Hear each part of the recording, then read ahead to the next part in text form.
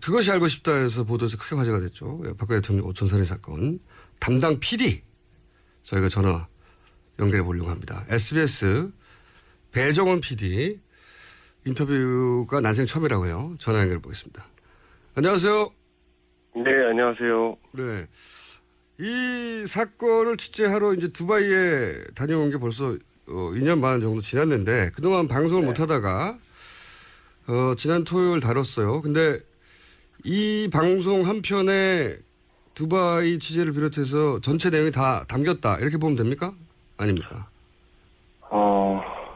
좀 두바이에서 취재한 내용 상당히 방대한 내용의 취재였고요. 저희가 한 3박 4일 정도 인터뷰만 했듯이 그 전체 내용의 뭐 절반 정도를 검증한 절반 정도의 내용 정도가 담겼다고 보면 될 것 같은데요. 절반 정도. 근데 이제 취재 후에 이게 보강 취재가 2년 이상 됐다고 볼 수 있는데 절반밖에 담지 못한 이유가 뭡니까? 이 취재가 제가 했던 취재 중에 상당히 어려운 취재였어요. 이게 더디게 진행이 됐고요. 그게 꼭 만나야 될 사람을 겨우겨우 찾아가면 이 사람이 죽어 있거나 혹은 행방불명됐거나 취재가 끊기는 거죠. 또 이제 말할 수 있는 정보를 알고 있는 사람들은 본인들의 안전 문제 때문에 입을 열지 않고 이런 문제로 취재가 참 어렵고 더디게 진행이 됐죠. 그래서 다 담지 못했던 것 같습니다.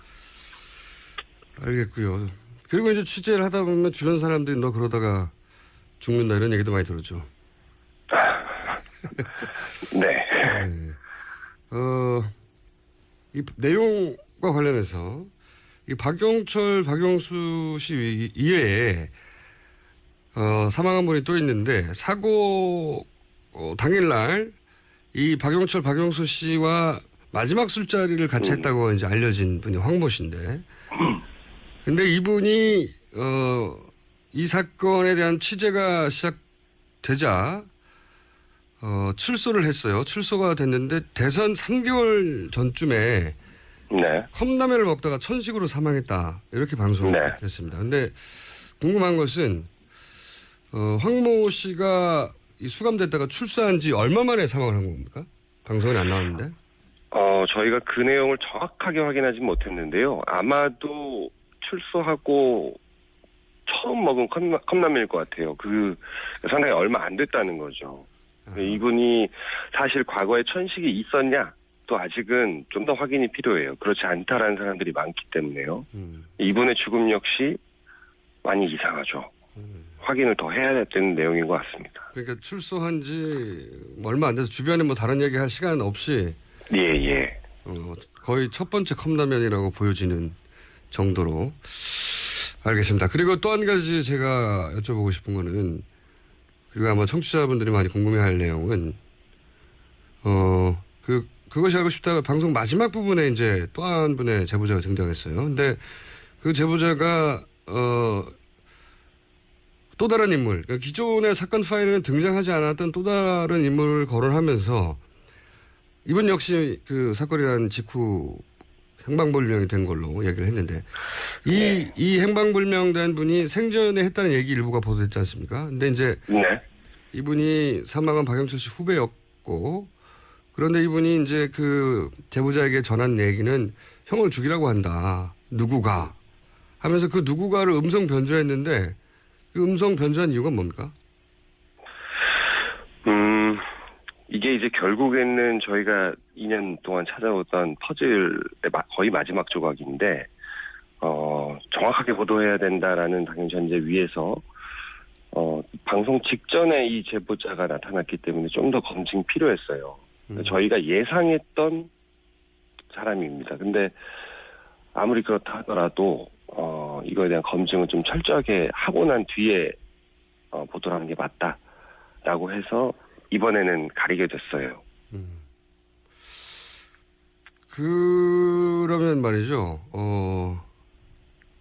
이 사라졌다고 하는 그 행방불명된 분, 그 사망한 박영철 씨의 후배, 그분이 사건 직후에 사라졌다고 했으니까 오늘까지 하면 거의 5년 이상 행방불명된 건데 네. 이 행방불명 되기 전에 이 방송에 등장했던 제보자나 주변에 했던 지금 뭐 누가 형을 죽이라고 한다 이런 얘기처럼 앞으로 보강 취재는 하겠지만 편집 과정에서 생략된 뭐 다른 이야기 더 없습니까? 저희가 정황을 추정해 볼 만한. 다른 얘기들이 물론 있긴 있지만 방송에 다루지 않은 것은 조금 좀 민감한 내용들이 많아서 이거는 조금 넘어가면 안 될까요? 다음 기회에 이야기하도록 하겠습니다. 예. 예. 그러면 다음 기회에 뉴스공장하고만 인터뷰하는 거 약속하고 나서. 예. 자, 이건 어때요? 이 사건을 이제 추적하기 시작하신 게 소위 이제 두바이 취재 때부터인데 네. 이게 이제 보통 살인 사건하고는 차원이 다른데 취재 과정에서 혹시 무섭지는 않았어요? 무섭죠. 상당히 무서웠어요. 근데 뭐 경고도 제법 받았고, 근데 만약에 이분들이 법을 잘 지키는 사람이면 사실 뭐 무섭지 않을 것 같아요. 대응을 하면 되는 거니까요. 뭐 법적이든 무엇이든. 근데 여기에 관련된 분들 그리고 그 배후로 우리가 예상하는 사람들이 이 법을 잘 안 지키시는 분들인 것 같아요. 그래서 그러면 법을 지키지 않고 불법적으로 나한테 어떻게 복수를 할까를 상상해보면 상당히 무서운 상상을 하게 되죠. 잘 안 그랬는데 이 추격전 꿈도 많이 꿨어요. 취재하면서. 도망가고 있더라고요, 제가. 추격자. 아니 그 정도로 무서우면 이게 뭐 그렇게까지 사명감을 띠고 할 일도 아니고 사실 두바이 갔다는 것도 다들 몰랐는데 중간에 관두지 그러셨어요. 이게 근데 만약에 우리가 예상했던 그 이야기가 정말 진실이고 이 사건에 지금 알려진 바가 사실이 아니라면 너무 많이 잘못된 거잖아요. 이거는 꼭 제대로 알려야 되는 일이라고 생각해요. 단지 이 두 분의 죽음, 억울한 죽음이 있죠, 물론. 근데 그 죽음 뒤에 가려졌던 아주 이 추악한 권력들의 모습이 있기 때문에 이건 꼭 취재를 해서 방송해야 된다라고 생각했어요. 네. 이번 방송이 이 관련 방송으로는 마지막이 아니고 후속 취재도 계속 하실 거죠? 예, 후속 취재는 이미 시작했고요. 마지막에 받았던 그 제보 포함해서 추가로 들어온 제보들에 대한 확인 작업을 계속 해 나갈 겁니다.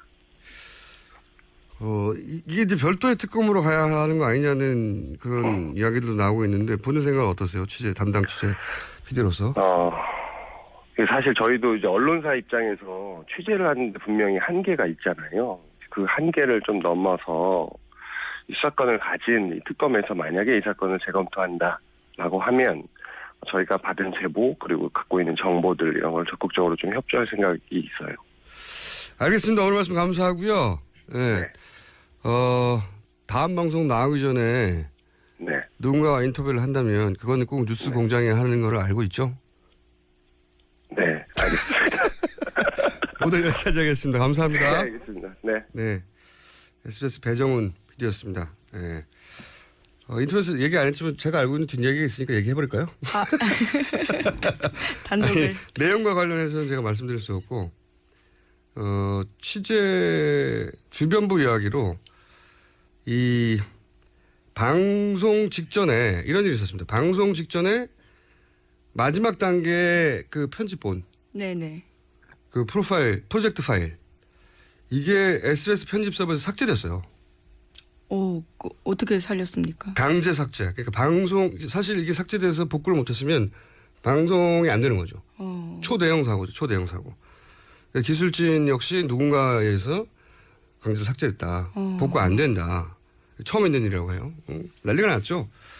근데 제가 이 배PD하고 두바이를 같이 간 사람으로서 이 사건 취재 시작하면서 제가 이렇게 항상 강조했던 얘기가 백업을 하여라.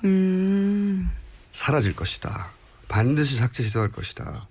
근데 이제 배PD도 처음에는 이 얘기를 믿지 않았었죠. 근데 이제 2년간 여러 가지 일을 함께 겪으면서 믿게 됩니다. 이분도. 그래서 남들은 말도 안 된다고 걱정하고 있을 때 혼자서 조용히 지속적으로 아. 별도의 백업을 해둡니다.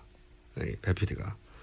그리고 이제 방송 직전에 편집본이 삭제되니까 난리가 났을 거 아니에요. 방송국에서.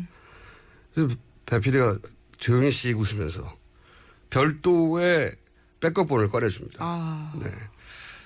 그리고 나서 배 PD에게 연락이 왔어요. 형 진짜로 삭제됐다고. SBS는 저한테 밥을 사야 합니다. 백업을 별도로 해가지고 별도 파일로 항상 들고 있었거든요.